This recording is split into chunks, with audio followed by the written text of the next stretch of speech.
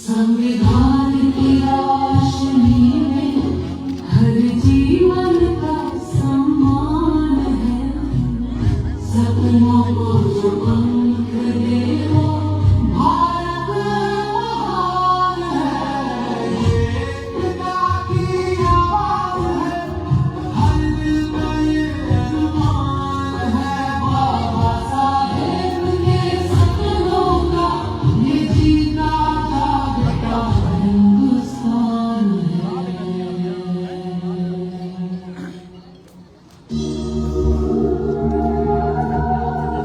एक रात पिता और छोटा भीमराव घर के बाहर बैठे थे। आसमान में तारे थे। भीमराव धीरे से पूछा है, पापा, माँ कहाँ चली गई? वहीं जहाँ दर्द नहीं हो रहा बेटा। हमारे घर में दर्द क्यों होता है? स्कूल में सब हंसते हैं, कहते हैं मैं अछूत हूँ।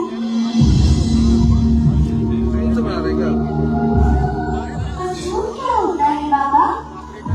राम जी के लिए ये उत्तर आसान नहीं था। वे चुप रहे, फिर धीरे से बोले,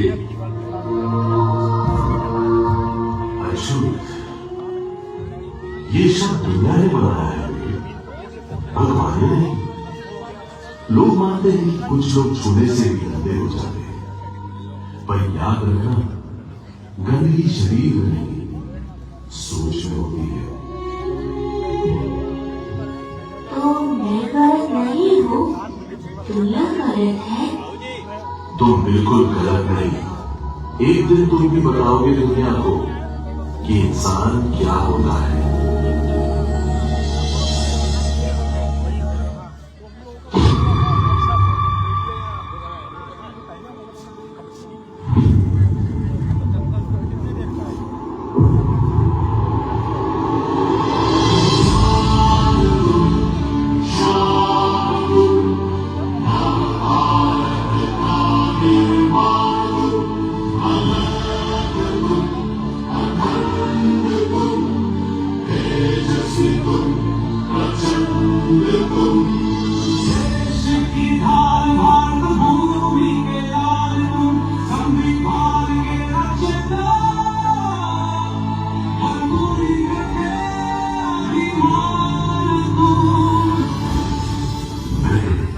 भारत का संविधान एक पुस्तक मात्र नहीं, बल्कि एक जीवंत धरोहर है। मेरे पन्नों में इस महान राष्ट्र की आत्मा बसती है और मेरी रचना में शामिल है अनगिनत संघर्ष, असंख्य सपने और एक विलक्षण व्यक्ति का तप, डॉक्टर भीमराव रामजी आंबेडकर।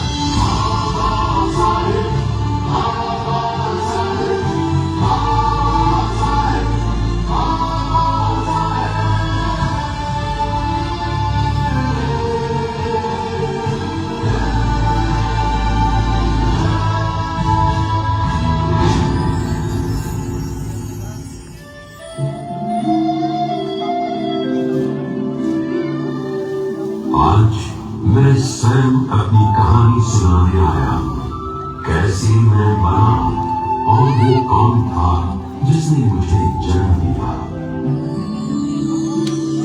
मेरी शुरुआत उस छोटे से सैन्य नगर महू से होती है। 14 अप्रैल 1891 एक साधारण घर में जन्मा एक असाधारण बालक भीमराव।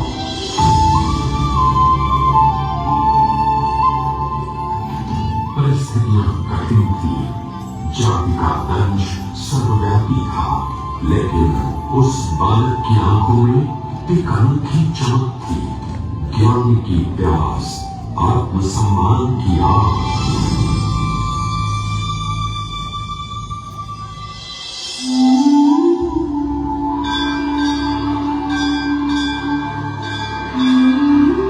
स्कूल का वो दिन मैं कभी नहीं भूलूंगा। भीमराव स्कूल जाते, पर उनकी जगह अलग निर्धारित थी, बेंच पर नहीं, जमीन पर।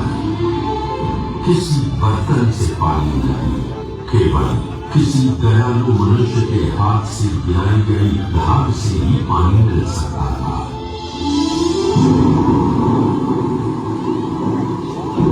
जब बारिश की वजह से स्कूल का सेवक नहीं आया, छोटा भीम प्यासा बैठा रहा। उसकी आंखों में दर्द नहीं, दृढ़ता थी। मैं एक दिन ये दीवारें गिराऊंगा। मैं उन स्मृतियों का साक्षी हूँ, क्योंकि उन्हीं दर्दों ने मुझे आकार देने वाले विचारों को जन्म दिया।